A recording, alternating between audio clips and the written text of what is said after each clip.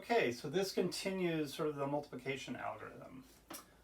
So the last little video we just, you should have watched before this was how to multiply by one digit. So I could do one digit by two digits, one by three, one by four, etc. So we developed chip models for those and a little bit how they tie into the sort of the stacked column algorithm.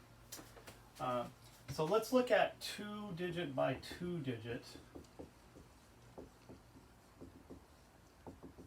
All right, and let me do like, I don't know, 34 times 73. Okay, now this is where like a chip model would cease to really be helpful with this, right? This means I have sort of 34 groups of things that have 73 in them. So in my chip model, I would have 34 rows of chips like that, and that's just ugly. So instead what we're going to do is we're going to do the following. So I'm going to think, first of all, think about this as 30 plus 4 times 73. I'm going to apply the distributive property. Okay. Right. And then just think about this as 3 times 73 times 10, 4 times 73. Okay. And so this now results in, what we're doing is we're summing two one-digit multiplications. So 1 times a two-digit, 1 times a two-digit, right? It's the same. So really what you can always do with a two-digit multiplication is always break it down like this. And then anything bigger than this can also be broken down. All right? So let's take a look at how we would do this. So we know how to do 3 times 73, right? So I can think about this, or let me do this 4. So I got a 4 times 73, right? And I've got 2. And then 4 times 7 is 28, plus 1 is 29. Right. And then what I'm going to do is I've got 73 times 3, right? I get 9, and I get 21. Okay, no bundling needed for that. Okay, and so now what we're going to do is we're just going to combine these together. Right, so this has to be really solid to be doing all this stuff. And so what we're going to do is we're going to do 73 times 34. Okay, so again, 4 times 73 gives me that. And then remember what this is going to be. We're not multiplying by 3, we're really multiplying by 30. So right, so we remember 73 times 30 is just 2190 because you're just shift, that's the way that works, right? And so the 4 was going to be 2190, and again, you got to be a little careful. This one's not too bad. 3 times 3, I get 9 and 21, right? And again, this is 3 times 73, whoops, that's 4. And then the second one is 30 times 73.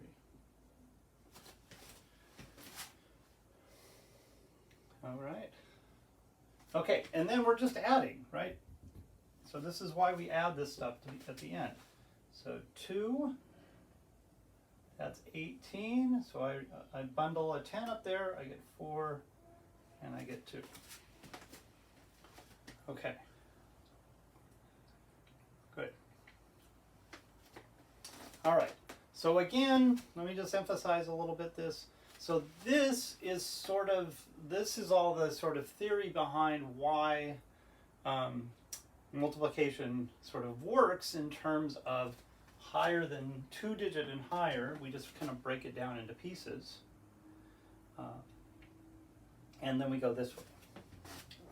Okay, so I've got, right, the 292 is that operation. The 2190 is that whole thing, but it's you shift it over with the 0 because you're multiplying by 10. Okay, now let me show an alternative way. This is often called the box method. I think I can put it up here.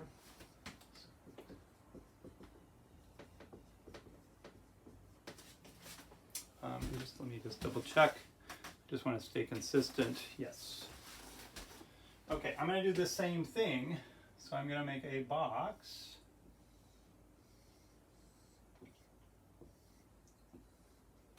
Um, 73,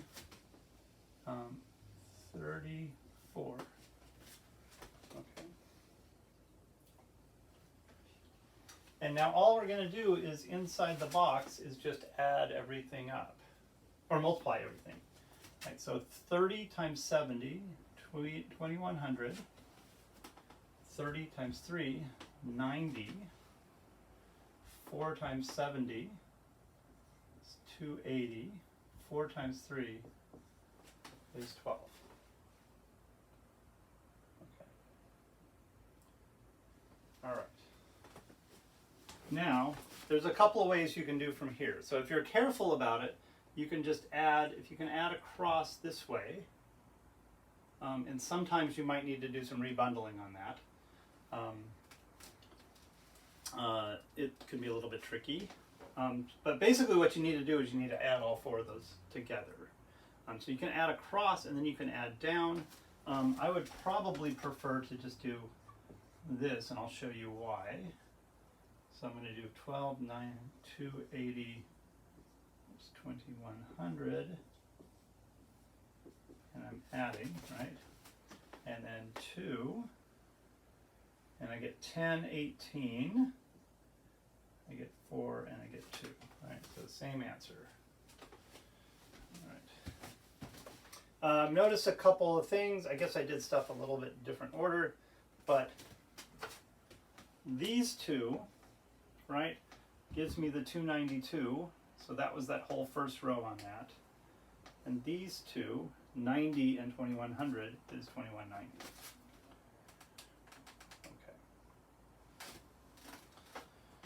Okay. Okay, so that shows a couple of examples of 2-digit multiplication, right?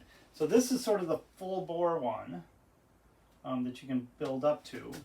This is this little box method, which is really quite nice, especially if you can this you would sort of transition into this. And then I want to show one other one. We saw this with addition, and this is called the lattice method.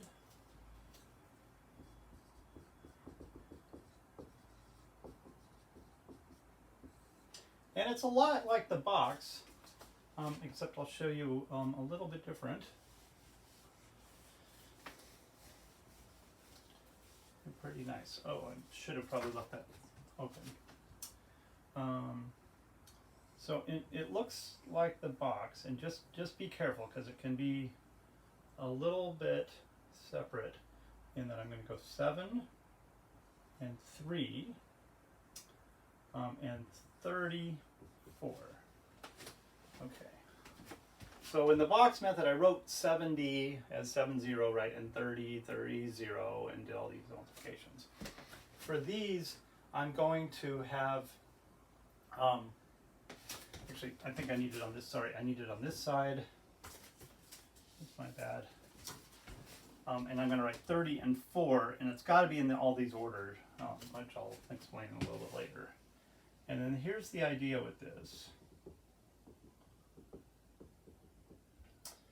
Okay, so I'm just going to multiply all these 2 digits. So 3 times 3 is 9. And since there's no 10s, I'm going to write 0, 9 there. 7 times 3 is 21. 3 times 4 is 12. 7 times 4 is 28. Okay? And then similar to like we did in addition, all we're going to do is just transfer down these little diagonals. So I've got this as 2, and I have 1 and 9 and 8 makes 18, right? And so here's the one thing you got to remember with this, is I got to remember I might need to add like an extra 1 right there for that wrap. And then I get 0 and 1 and 2 and 1 is 4, and then 2. Right? So I might need to, you can almost always have to do, well, this first one you don't, because it's always going to be a single digit. So anything after this you might have to do that. That's the bundle again. That's this same, the one that we got right there. Okay. This makes it really nice in terms of if students, or you or if students are having trouble with the, what we call carrying, the bundling, this can sometimes really help. Okay. Let me just finish lastly. The reason basically you have to have all the numbers this way is, right, we're getting ones, tens, hundreds, and in this case thousands, and that you can grow these any size that you want. But what you need to do is you need to set it up such that it fits that way. So for example, the 3 times 4 are both the ones, so this is where the ones and possibly 10 come in, right? These two are either ones times tens or 1 times tens up here, or ones times tens. Sorry, ones times tens. Okay, it's right there. And then this is the tens times the tens, so it eventually turns into hundreds, and any regrouping is thousands.